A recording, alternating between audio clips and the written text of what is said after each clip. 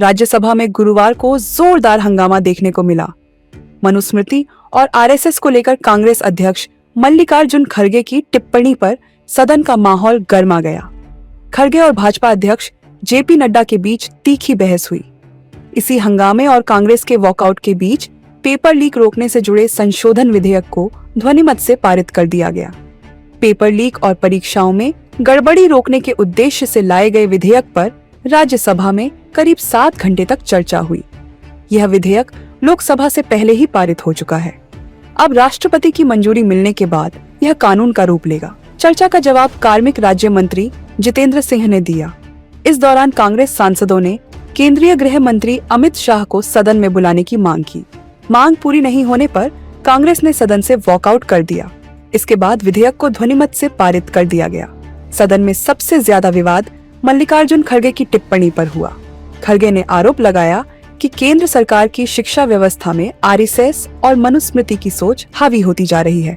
उन्होंने कुलपतियों और शिक्षकों की नियुक्तियों को लेकर भी सवाल उठाए। खड़गे की टिप्पणी का सत्ता पक्ष ने जोरदार विरोध किया। भाजपा अध्यक्ष जेपी नड्डा ने कहा कि जिस पुस्तक का उल्लेख किया जा रहा है उसका टेक्स्ट ओरिजिनल नहीं है। उन्होंने विपक्ष को पुस्तक और उसके स्रोत को प्रमाणित करने की चुनौती दी। नड्डा ने कहा कि बिना प्रमाण के इस तरह के बयान देने से समाज में भ्रम, भय और आशंका का वातावरण पैदा होता है। दोनों नेताओं के बीच बहस बढ़ने पर सदन में शोर शराबा और नारेबाजी शुरू हो गई। विधेयक पारित होने के बाद प्रधानमंत्री नरेंद्र मोदी ने सोशल मीडिया पर प्रतिक्रिया दी। उन्होंने कहा कि नया कानून केवल दोषियों को कड़ी सजा देने तक सीमित नहीं रहेगा, बल्कि परीक्षा प्रणाली की कमजोरियों को दूर करने में भी मदद करेगा। सरकार का दावा है कि इससे संगठित पेपर लीक गिरोहों और परीक्षा में अनुचित साधनों का इस्तेमाल करने वालों पर सख्त कार्रवाई हो सकेगी।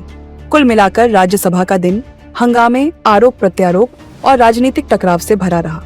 एक ओर मनुस्मृति और आरएसएस को लेकर सत्ता पक्ष और विपक्ष आमने सामने रहे, तो दूसरी ओर कांग्रेस के वॉकआउट के बीच पेपर लीक रोकने वाला संशोधन विधेयक पारित हो गया।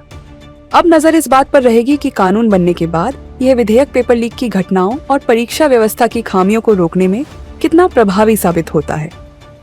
देश दुनिया की ताज़ा खबरें और वीडियोस के लिए अभी डाउनलोड करें पत्रिका ऐप।